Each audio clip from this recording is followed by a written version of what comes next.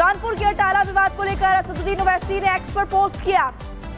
X पर post करते हुए क्या लिख रहे हैं? इतिहास के झगड़ों में धकेलने की कोशिश की जा रही है और इसके पीछे सिर्फ और सिर्फ सत्ताधारी दल है।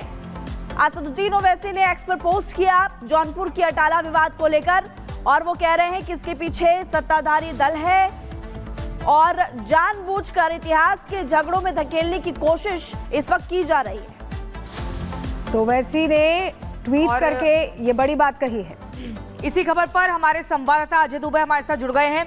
अजय, ओवैसी कह रहे हैं कि इस देश की 14% आबादी को दबाकर लगातार आगे बढ़ा जा रहा है। कैसे महाशक्ति देश बनेगा? लेकिन यहाँ पर एक दूसरा पक्ष ये भी कह रहा है कि मंदिरों को तोड़कर मस्जिद का निर्माण किया गया है। इसको लेकर ही वो याचिका दायर कर रहे हैं। कोर्ट से जो फैसला आना है वो आएगा।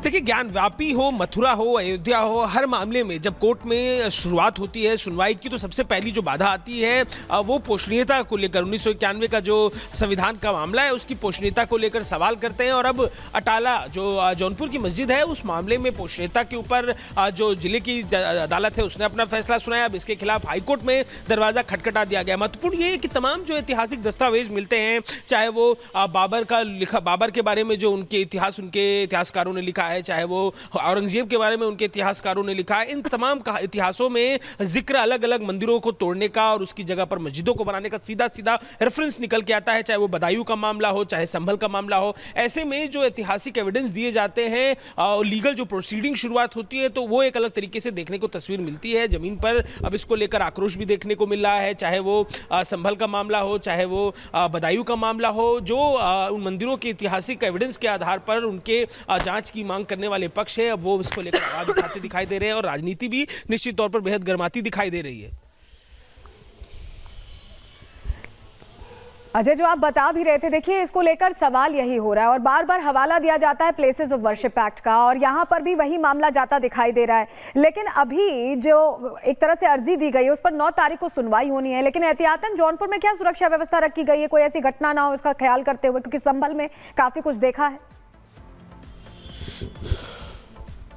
देखिए, यूं भी अलर्ट पर उत्तर प्रदेश में पुलिस को रखा गया है, जो अलग अलग जिलों में तमाम, चाहे वो संभल हो, बहराइच हो, सेंसिटिव, रिलीजियसली सेंसिटिव जितने भी जिले हैं हर जगह पर अलर्ट पर रखा गया है। और अलर्ट के रखने की तस्वीर यूं निकल के आ रही है कि जो इस तरीके की जगह है वहाँ पर अलग तरीके के सुरक्षा इंतजाम हैं। आज न केवल जौनपुर का मामला बल्कि फतेहपुर में भी एक मस्जिद जो है नूरा मस्जिद, उससे भी जुड़ा हुआ ऐसा मामला निकल के आया है। तो निश्चित ही प्रशासन अलर्ट पर है और सुरक्षा इंतजामों को चाक चौबंद रखा जा रहा है। विशेष तौर पर जब जुम्मा आ रहा है तो और ज़्यादा सख्ती के संग सुरक्षा इंतजाम किए जा रहे हैं। लेकिन जौनपुर में जो तस्वीर निकल कर आ रही है, सुरक्षा के खास इंतजाम देखने को वहां मिल रहा है।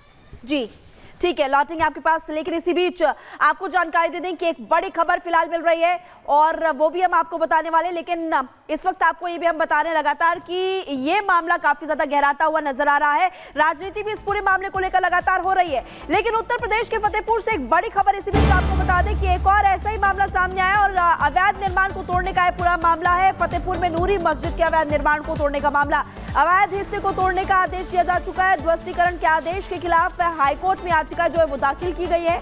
13 दिसंबर को अब इलाहाबाद हाईकोर्ट में इस पूरे मामले को लेकर सुनवाई होने वाली है। ध्वस्तीकरण के खिलाफ हाईकोर्ट में याचिका भी दाखिल की गई है। उत्तर प्रदेश की एक और मस्जिद को लेकर विवाद, इससे पहले एक मामला आपको बताया था जौनपुर से, हालांकि ये मामला थोड़ा सा अलग है। फतेहपुर से आपको मामला बता रहे हैं जहां पर नूरी मस्जिद के अवैध निर्माण को तोड़ने का आदेश एक तरफ जहां दिया जा चुका है, लेकिन ध्वस्तीकरण के इसी आदेश के खिलाफ हाईकोर्ट में एक याचिका दाखिल की गई है।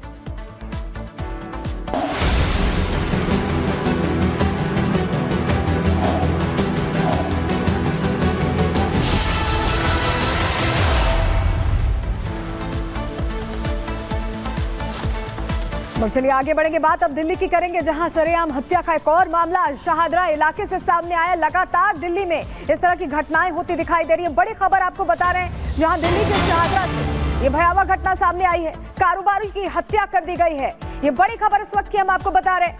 दिल्ली के शाहदरा ख्याला में हत्या से सनसनी फैल गई है। 2 बदमाशों ने सरेआम गोली मारी है, ये जो बड़ी जानकारी मिल रही है। तो शाहदरा में एक शख्स की हत्या की गई है। दिल्ली के शाहदरा में कारोबारी को मौत के घाट उतार दिया गया। सरेआम गोलीबारी की गई है। 2 बदमाश बताए जा रहे हैं जिन्होंने गोली मारकर हत्या की है। पुलिस इस पूरे मामले की अब छानबीन कर रही है। उधर से निकल जाओ।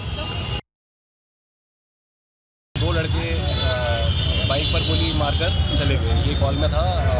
मौके पर जब पुलिस पहुंची तो पाया कि एक सुनील जैन नाम का व्यक्ति है, उसके गोली लगी है। 3-4 गोलियां लगी हैं उसको, और हमें कुछ राउंड्स भी मिले हैं यहाँ पर 5-6 के आसपास। तो अभी इसकी जांच कर रहे हैं। सुनील जैन की मृत्यु हो गई है। ये बात बर्तन की दुकान है इनकी, और 52 साल इनकी उम्र है। ये सुबह मॉर्निंग वॉक के लिए गए थे यमुना स्पोर्ट्स कॉम्प्लेक्स में, वहाँ से वापस आ रहे थे, उस वक्त ये हादसा हुआ। अभी तक परिवार मना कर रहे हैं कि इस तरीके की कोई धमकी नहीं, कोई कंप्लेंट नहीं।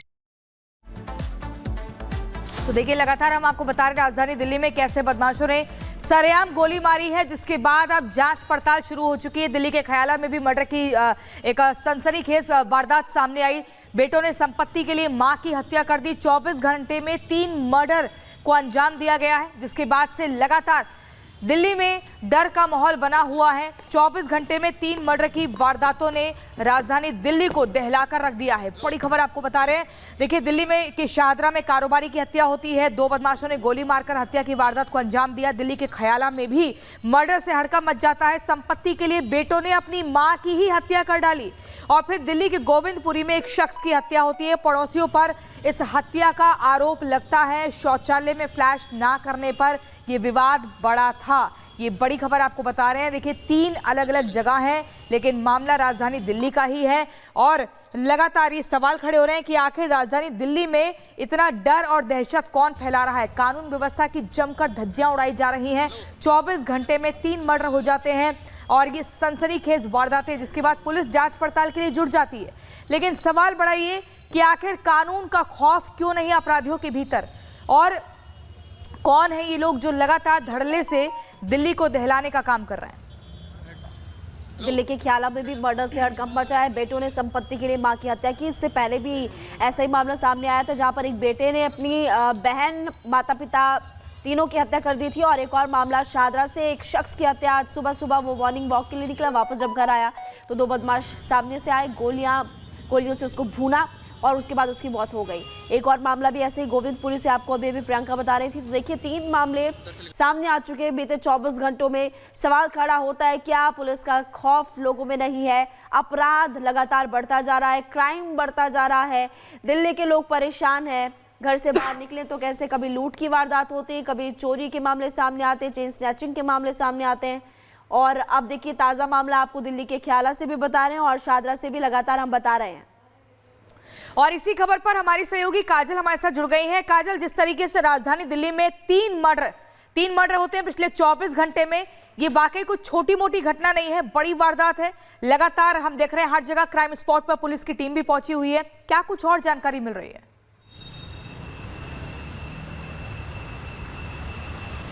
जी बिल्कुल बता दें आपको, क्योंकि शाहदरा में अभी ताज़ा घटना हुई है। सुबह की आपको बात बताएं तो सुबह जो है एक व्यक्ति जो है शहर पर निकला हुआ था, जिस पर 7 से 8 राउंड की फायरिंग की गई, जिसमें उसकी मौत हो गई है। हालांकि अभी पूछताछ लगातार चल रही है और डीसीपी का कहना यह है, क्योंकि पूरी जानकारी अभी सामने नहीं आ पा रही है, किस वजह से ये फायरिंग हुई है, किस वजह से ये वारदात हुई है, इस बात की जानकारी नहीं है। हालांकि परिजनों से भी बात की गई है। परिजनों का कहना ऐसा है कि कोई आपसी रंजिश भी नहीं है।